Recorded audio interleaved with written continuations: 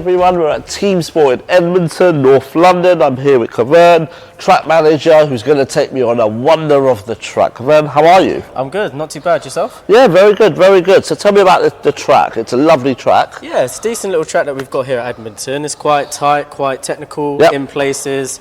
I think out of a lot of the team sports that I've personally been to, I think this is definitely one of the better ones. Everyone says that though. Yeah, but that's great though. That shows that they're all pretty good. Okay, yeah. So tell me about the corners. They're out the pits. People are out the pits. Yeah, obviously you pull out the pits. This is coming more towards the end of the lap now. Okay. So this is our final hairpin. Cool. This is the place where quite a lot of people tend to spin out at. Okay. Because it's one of the tightest corners on the track, people just take way too much speed in and then end up in this outside barrier. So, yeah, lots of work always being done. So what's the trick? Where should someone be? Really and truly, I like to use this first pillar as a reference point for braking. Okay. So I'm kind of the driver that will use my peripheral vision quite a lot. So that's how I use it in terms of reference points. So I wait until that pillar has passed my peripheral vision, and then it's a small dab on the brakes, chuck the cart in, and then obviously try to take as late of an apex as possible. But also it's actually quite good to run out wide because the nature of both of these turns, so this hairpin here, and then as it flows into this one, actually you can make both of these corners flow really nicely if you take it sort of as one line coming through. So yeah, that's I've seen quite a lot of our kart testers do it, and some of the quicker drivers as well. They manage to do it quite well, and once you hook it up nicely, it can really feel pretty amazing. So. Cool. So yeah, this corner here, because obviously you've just come from quite a slow hairpin, as I said, trying to make the whole corner flow. Again, it's sort of like you want to you take it as two apexes. So your first apex is super late here, and then you kind of you get as close as possible to the barrier as you can, but you don't try to scrub too much speed as you come into it. So it's sort of like maybe one about half a meter to a meter away from the barrier, sort of like about where I'm standing is about where the right hand side of the kart should be. Then obviously using all of the track on the exit until the start finish straight. Cool. I presume this is where you do your grid starts. Yeah, as you can see, the grid on the F1 style. That gave it away a little bit. Of course. And how popular are they? Yeah, they're pretty popular. Since I've joined, I've been doing a little bit of commentary on some of the races as well. So yeah, a lot of customers had quite a good experience here. And corporate bookings, stags, groups of friends. It's just that competitive nature of having a qualifying first, then having a race. And trying to get them all, and get as you say, get that competitive nature. Yeah, exactly. Cool, so I presume people are going quite quick around here. Yeah, so you're quite a wide part of the track. Reaching speeds of about, I don't know, up to 40 miles an hour around this point. And then this is actually one of the more kind of exciting corners of the track because it can be taken flat, especially when the track is quite warm. Cool. But yeah, it's just about obviously getting the line right and not running too wide into the outside. Cool. So stay tight again. So yeah, exactly. Stay tight for both ends and for both of them, and it's kind of like, I want to say about 4 tyres away from that barrier is sort of where you want to be on the outside for the exit, and then obviously from this left-hand point starting to move over to the right for the... Cool. It's really wide actually, isn't it? Yeah, this part of the track's really wide. Obviously, if you can get a really good run through that corner, hairpin one is a brilliant overtaking space. Yeah, exactly. If someone's gone a little bit wide or has maybe braked a little bit, I suppose this is where you can do them. A lot of light as well, which drivers have to contest with. It's a little bit darker there and a bit of light here. So their eyes have to adds another challenge. A slight challenge. Another reference point for hairpin one is this drain cover. Cool. You kind of tell drivers if once you come out of this corner, so your trajectory is kind of going to be here. So it's one of those ones where naturally you would sort of want to start to move into the left here and then apex, when obviously the reality is you want to be even further over to the right.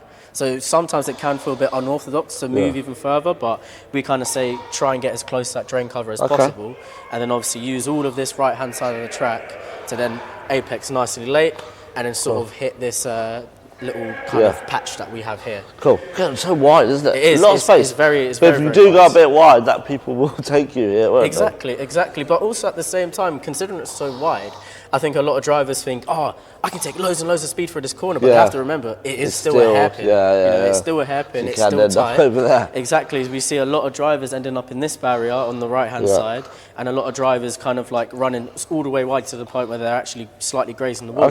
Then obviously because we've got an uphill right now. So if you do it well, this is where you would put full throttle on to get up the ramp. Exactly, and you can carry a lot of speed through this hairpin. Obviously, the more speed that you can carry through the corner into the mid and the exit, the more speed you can carry up the hill. And obviously, this is all flat out in this section. So actually, that little section there, probably even from the first hairpin that I showed you, was actually crucial for your whole lap time. I know it's like almost half of the track, but it just goes to show that a big mistake in that corner can really, drive your lap time all the way down as much as a couple seconds. Cool. A fairly standard one here. You're still probably going quite quick. Yeah, you're going quite quick. I would say this is the fastest, one of the fastest points of the track, probably about the same as the start-finish as well. Cool. And this comes up to actually my favourite corner on the track, which is this double sort of apexed hairpin. We'll get there in a second. It's a bit of a... And it's a multi-level track. It's what, 800 metres? Yeah, 800 metres long. 9 or so corners. Yeah. Quite a challenging track, I guess. Definitely. It's popular with members. Yeah, very popular with members. I would say it's not as grippy as other team sports. Is what I've definitely found. Yeah. I think once it does get warm, it does get nice, but still, it's one of those ones where I would love just a little bit more grip. Okay. But tell me about your favourite corner.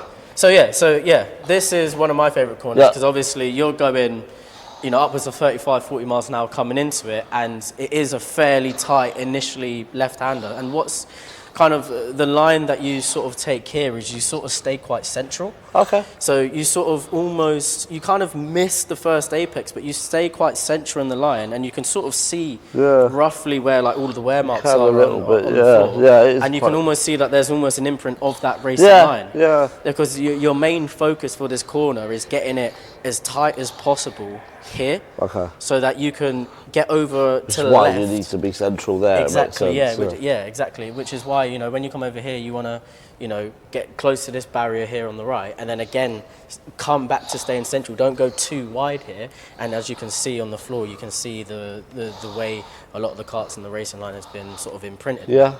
And then this corner is all about taking the line of least resistance. So you want to turn in quite late here because the earlier you turn in, the further wide you're going to be pushed out. Then obviously the more resistance that you're going to have to put through the extra steering input that you're going to need. Yeah.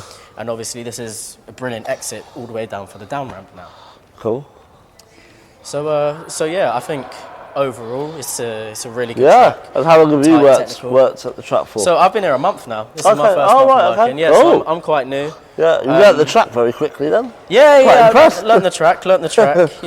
I come from a bit more of a motorsports background. Cool. So all of kind of this stuff is comes natural. It's quite natural. How many laps would you say you've done in a month so far? Oh, not many. I'll be honest. Okay. Not many. Okay. I've done, I think, maybe in total of about 3 or 4 15-minute sessions. Not too much. Yeah. I let the guys that Marshall do most of the laps anyway. So yeah.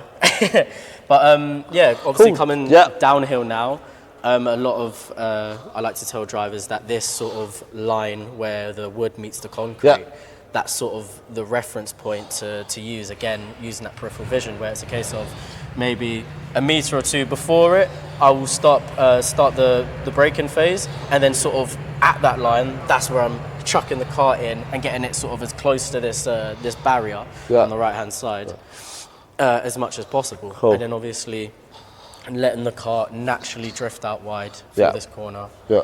And just again, it's all about taking the line of least resistance. It's all about carrying the speed into the corner, and most importantly, getting the power on as quickly as possible on the exit. Obviously, the pit entry's over there. Yeah, pit entry's over there. Obviously, telling customers always to stay left on the ramp.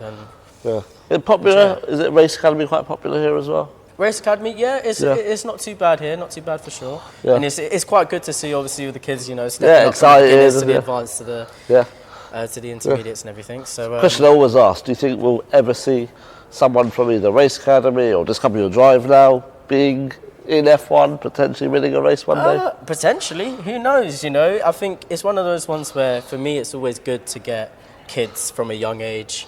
Doesn't matter what age, doesn't matter what race, anything like that. It's good to get absolutely everybody in karting. I love karting myself, so it's a stepping stone to motorsport, isn't it? So, I'd say anyone who's obviously interested in doing it, just come down to a team sport, have a little bit of fun. You know what I'm saying? And then just build yourself up. That's the main thing. Cool. But well, you've heard there. Come down to Teamsport, any Teamsport track. But if you are in North London, Teamsport Edmonton is here for you. Come and have a go. Come and check it out.